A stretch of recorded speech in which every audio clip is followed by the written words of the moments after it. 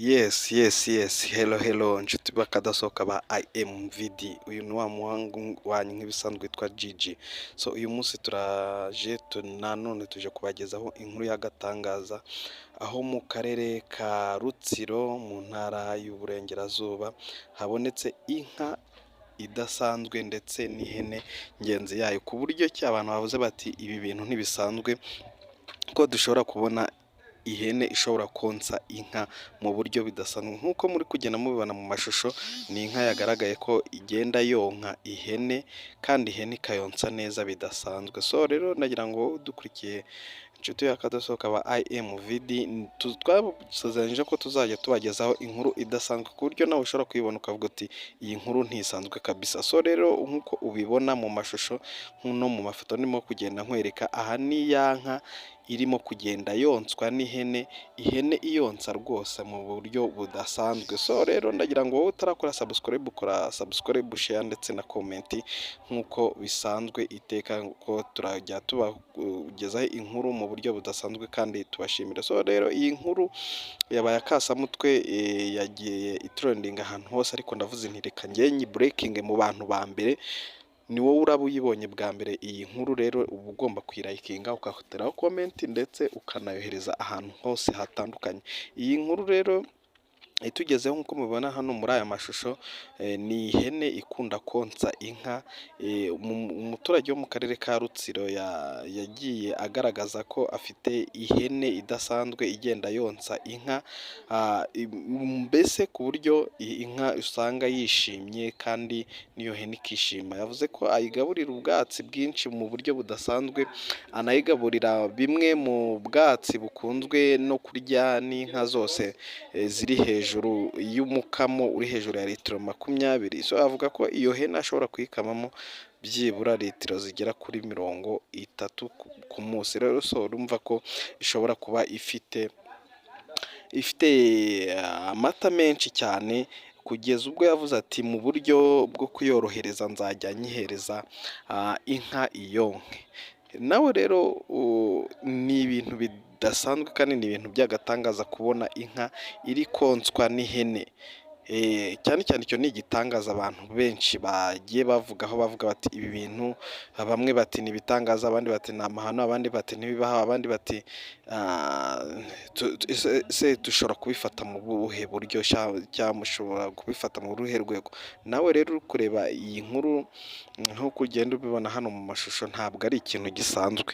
Ndumva ari ubwa mbere nawe iyi nkuru uyibonye, nkawe nk'umuntu usanzwe ukurikirana ubuzima bwa buri munsi abantu bagenda bageramo, nawe wagira icyo ubivugaho. So rero iyi nkuru, uyu muturage yakomeje avuga ko iyi hene ayimaranye imyaka igera mu 10 kandi ko yagiye yonsa inka nyinshi, uko imitavu yagendaga ivuka ayiha, ntabwo yigeze inka afite y'imbyeyi zibyara ntabwo zigeze zonka nyina.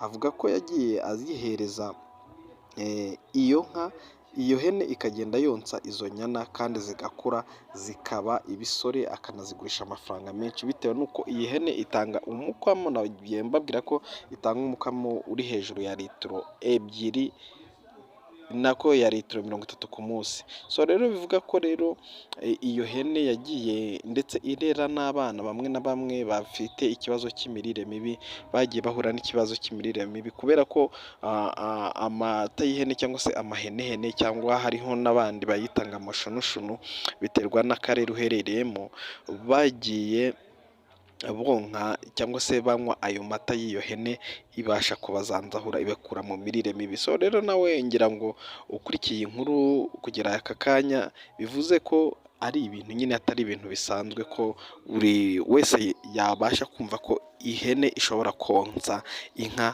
kandi ikayikuza. Nk'iyo nk'uko urimo kugenda ureba hano mu mashusho turimo kukwereka, biragaragara neza ko ihene igenda yonsa inka kandi mu buryo budasanzwe. Abantu benshi bavuga bati ibi ni agatangaza, ibi ni agahomamunwa, ibi ntago ari ibintu bishobora kubaho hano muri uru Rwanda, ariko nta handi biri, ni hano mu Rwanda mu karere ka Gatsibo. So rero wowe udukurikiye kugira aya magingo, kugira aya masaha, kora subscribe, share ndetse na comment, ubundi tujye tubana mu nkuru zidasanzwe hano kuri IMVD nk'uko bisanzwe. Mukunda gukurikira, mukunda kugenda muvuga muti turakukurikiye cyane, twende turagukunda, nanjye ndabakunda cyane. So rero tudanatinze dukomeje inkuru, uwo muturage yavuze ko ashobora byibura kuzayigurisha amafaranga ari hejuru y'ibihumbi 500. Iyo hene ishobora kuba nk'ipima hejuru y'ibiro bigera mu 180. Urumva ko ni ihene nini cyane nk'uko nawe ubona muri ayo mashusho. Bivuga ko rero uwayifuza cyangwa se aje kuyigura byamusaba amafaranga nk'ayo ngayo navuze haruguru. So rero niba nawe ushaka kugira wenda kuyigeraho cyangwa kuyisura, wazatwandikira muri comment tukaguhuza n'uwo muturage, ukazajyayo ukayisura ukareba, ndetse n'iyo hene ukayireba uko imeze, ukareba inka iyo nka, ukagenda ukora nawe umenya uko ibintu bitandukanye muri iki gihugu ndetse no hanze y'abadituye. Yes, n'abadiaspora bavuga bati ibyo bintu koko nibyo cyangwa se sibyo.